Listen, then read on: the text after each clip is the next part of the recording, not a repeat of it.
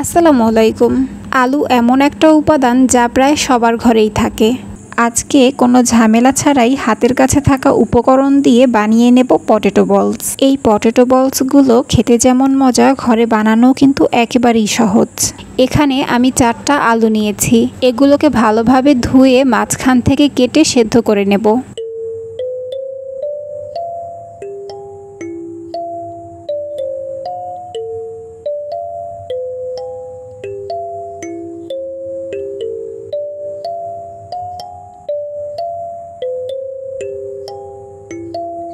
আমি প্রেসার কুকারে 2টা সিটি দিয়ে নিয়েছি আর তাতেই একেবারে নরম হয়ে গেছে।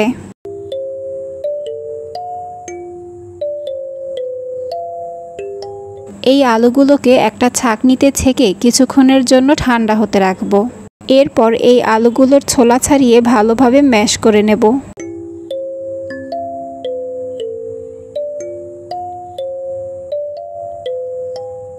তারপর এতে একে একে ধনিয়া গুঁড়া, জিরার গুঁড়া, মরিচের গুঁড়া, স্বাদমতো লবণ, 1/4 কাপ কর্নফ্লাওয়ার, 1 চামচ সুজি আর কুচি কুচি করে কেটে রাখা ধনিয়া পাতা দিয়ে সবটা মাখিয়ে নেব।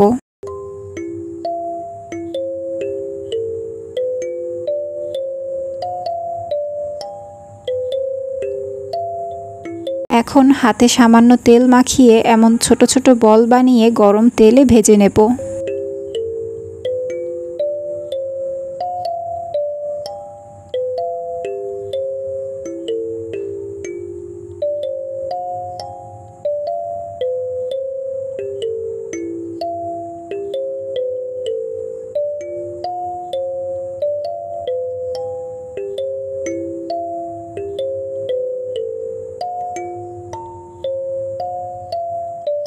এমন বাদামি রঙের হয়ে আসলে চুলা থেকে উঠিয়ে নিতে হবে। উপর থেকে চাট মশলা ছিটিয়ে দিয়ে ভালোভাবে মাখিয়ে নিলেই তৈরি হয়ে যাবে পটেটো বলস।